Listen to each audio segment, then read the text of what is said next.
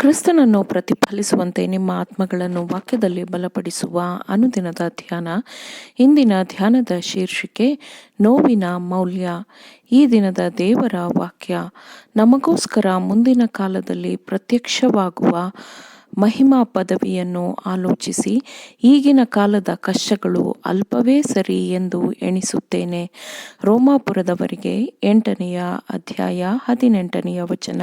ಅಪೊಸ್ತಲನಾದ ಯೋಹಾನನು ಅನುಭವಿಸಿದ ಹಿಂಸೆಯ ಮೂಲಕ ಕ್ರೈಸ್ತರಿಗೆ ಅದ್ಭುತವಾದ ಬಲ ಮತ್ತು ಸಂತೈಸುವಿಕೆಯ ಒಂದು ಪಾಠವಿದೆ.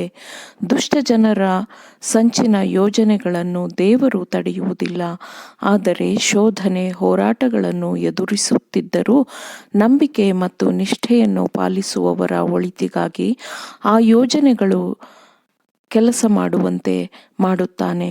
ಆಗಾಗ್ಗೆ ಸುವಾರ್ತಾ ಕೆಲಸಗಾರನು ಹಿಂಸೆ, ಘೋರ ವಿರೋಧತೆ ಮತ್ತು ಅನ್ಯಾಯದ ನಿಂದನೆ ಇಂತಹ ಬಿರುಗಾಳಿಯ ನಡುವೆ ತನ್ನ ಕೆಲಸವನ್ನು ಮುಂದುವರಿಸುತ್ತಾನೆ.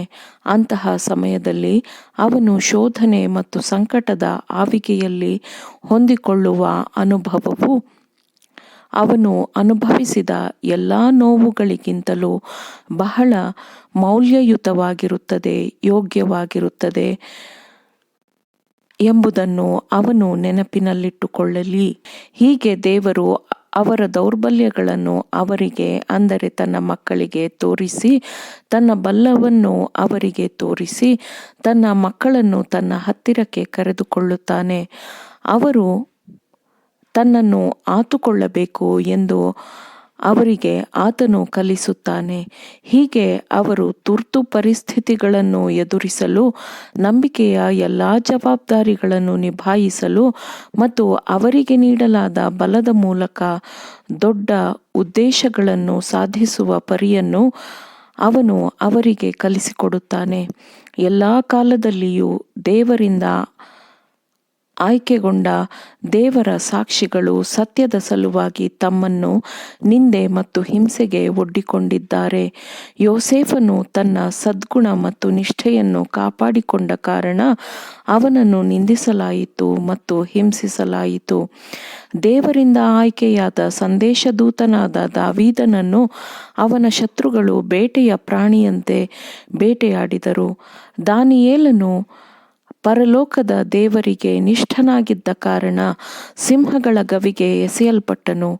ಯೋಬನ ಲೌಕಿಕ ಆಸ್ತಿಯನ್ನು ಕಸಿದುಕೊಂಡಾಗಲೂ ದೇಹದಲ್ಲಿ ಬೊಬ್ಬೆಗಳೆದ್ದು ಅವನು ತುಂಬಾ ಬಳಲುತ್ತಿದ್ದಾಗಲೂ ಅವನ ಸಂಬಂಧಿಕರು, ಅವನ ಸ್ನೇಹಿತರು ಅವನನ್ನು ದೂಷಿಸಿದಾಗಲೂ ಅವನು ದೇವರಿಗೆ ನಿಷ್ಠನಾಗಿದ್ದನು. ದೇವರು ಯೆರೆಮೀಯನಿಗೆ ಮಾತನಾಡಬೇಕೆಂದು ತಿಳಿಸಿದ್ದ ಮಾತುಗಳನ್ನು ಮಾತನಾಡದೇ ಇರುವಂತೆ ತಡೆಯಲು ಸಾಧ್ಯವಾಗಲಿಲ್ಲ. ಮತ್ತು ಆತನ ಸಾಕ್ಷಿಯು ರಾಜನನ್ನು ಮತ್ತು ರಾಜಕುಮಾರರನ್ನು ಎಷ್ಟು ಕೆರಳಿಸಿತೆಂದರೆ ಅವನನ್ನು ಹೇಸಿಗೆಯ ಗುಂಡಿಗೆ ಎಸೆಯಲಾಯಿತು. ಕ್ರಿಸ್ತನು ಶಿಲುಬೆಗೇರಿದ ಬಗ್ಗೆ ಸ್ತೆಫನನು ಸುವಾರ್ತೆ ಸಾರಿದ ಕಾರಣ ಅವನನ್ನು ಕಲ್ಲೆಸೆದು ಕೊಲ್ಲಲಾಯಿತು. ಅನ್ಯಜನರಿಗೆ ಪೌಲನು ದೇವರ ನಂಬಿಗಸ್ತನಾದ ಸೇವಕನಾಗಿ, ಸಂದೇಶದೂತನಾಗಿ ಇದ್ದ ಕಾರಣ ಪೌಲನನ್ನು ಬಂಧಿಸಲಾಯಿತು, ಕೋಲುಗಳಿಂದ ಹೊಡೆಯಲಾಯಿತು, ಅವನಿಗೆ ಕಲ್ಲೆಸೆಯಲಾಯಿತು ಮತ್ತು ಅವನನ್ನು ಕೊಲ್ಲಲಾಯಿತು. ದೇವರ ವಾಕ್ಯದ ವಿಷಯವಾಗಿಯೂ ಯೇಸುಕ್ರಿಸ್ತನು ಹೇಳಿದ ಸಾಕ್ಷಿಯ ವಿಷಯವಾಗಿಯೂ ಸಾಕ್ಷಿ ಕೊಟ್ಟ ಕಾರಣ ಯೋಹಾನನನ್ನು ಪೆತ್ಮೋಸ್ ದ್ವೀಪಕ್ಕೆ ಗಡೀಪಾರು ಮಾಡಲಾಯಿತು. ಮಾನವನ ಈ ದೃಢನಿಶ್ಚಯದ ಮಾದರಿಗಳು ದೇವರ ವಾಗ್ದಾನಗಳ ದೃಢತೆಗೆ, ಆತನ ಶಾಶ್ವತ ನೆಲೆಸುವಿಕೆ ಮತ್ತು ನಿರಂತರವಾದ ಕೃಪೆಗೆ ಸಾಕ್ಷಿಯಾಗಿರುತ್ತದೆ. ಲೋಕದ ಬಲಗಳನ್ನು ತಡೆದುಕೊಳ್ಳಲು ಸಾಧ್ಯವಿರುವ ನಂಬಿಕೆಯ ಶಕ್ತಿಗೆ ಅವು ಸಾಕ್ಷಿಯಾಗಿರುತ್ತದೆ. ಸೈತಾನನಿಗಿಂತಲೂ ಬಲಿಷ್ಠನಾದವನ ಶಕ್ತಿಗೆ ಅವರು ಸಾಕ್ಷಿಗಳಾದರು. ಶೋಧನೆ ಮತ್ತು ಹಿಂಸೆಯ ಅನುಭವದ ಮೂಲಕ ದೇವರ ಮಹಿಮೆ ಮತ್ತು ದೇವರ ಗುಣಸ್ವಭಾವವು ದೇವರಾದುಕೊಂಡವರಲ್ಲಿ ಪ್ರಕಟವಾಗುತ್ತದೆ.